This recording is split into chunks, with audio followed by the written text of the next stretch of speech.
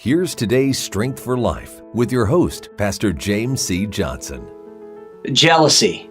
The Urban Dictionary calls it the green-eyed monster. Also known as envy, jealousy has ruined relationships of every type. One young man is jealous of another because he runs faster or jumps higher. A young lady is jealous of another young lady because her hair is naturally fuller or because she's taller. Even preachers are jealous of each other because one has a bigger congregation or more ministry success than the other. The sin of jealousy has often been minimized, and unfortunately it is considered a respectable sin because after all, everyone is guilty at one time or another in their lives. However, the green-eyed monster, when it is given place in our hearts, it can do very serious damage. Proverbs 14:30 says that envy is the rottenness of the bones. In Proverbs 27 verse 4, Solomon gives us a progression of evil that climaxes with jealousy. And notice the progression.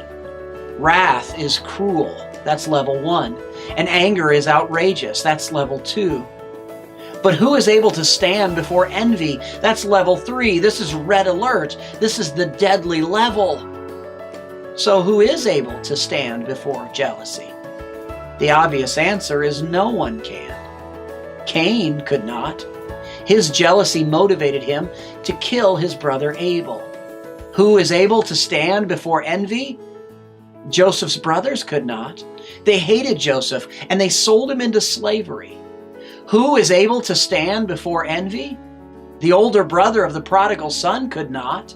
Luke 15 explains that instead of rejoicing that the younger brother had returned, instead of joining the party and the dancing and enjoying the feast with everyone else, instead of doing the will of the Father, the older brother's jealousy gave rise to his anger. It revealed a stubbornness, a selfishness, and an entitlement mentality.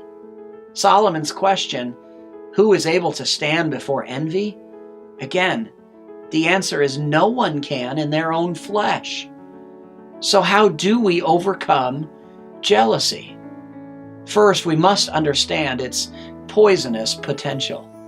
Remember that jealousy always starts with comparison, and comparison is often dangerous. To be clear, there's nothing wrong with seeing someone else's success and being inspired to achieve, but there is something wrong with comparing yourself to others and meditating on things that you cannot change. Comparison is dangerous because it often leads to sinful discontentment, and discontentment has the poisonous potential of questioning the way God bestows gifts. This was the situation with the worldly church at Corinth. The Christians at Corinth were jealous of each other's spiritual gifts.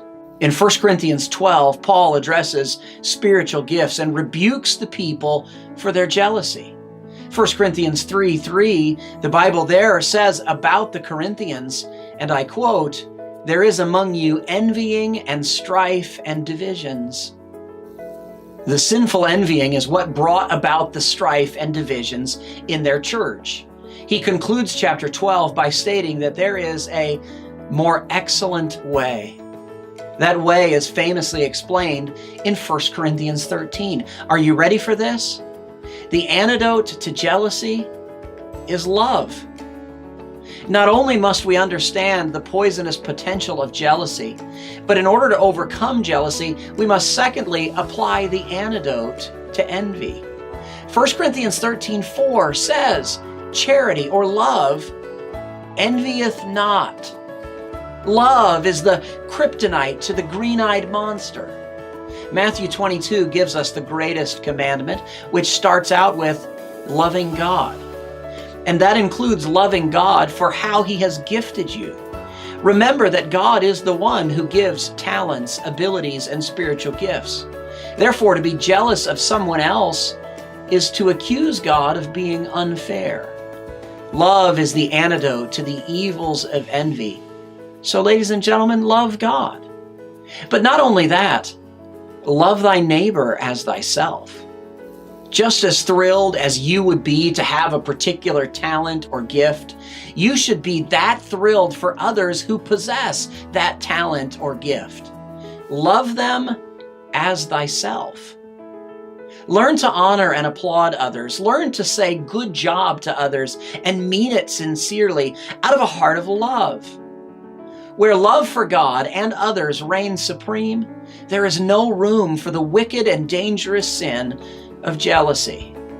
So the next time you find yourself feeling jealous, ask God to give you a special love for that person who is the object of your jealousy, and take time to praise God for how He's gifted you. If you'll apply this biblical balm for overcoming jealousy, you'll find yourself enjoying a stronger relationship with God and a stronger relationship with others. If this Strength for Life video strengthened you, please like and share this video so that it can be a help to others. Also, to view more Strength for Life videos, go to our YouTube page and be sure to click subscribe, and also click the bell icon so that you won't miss a video.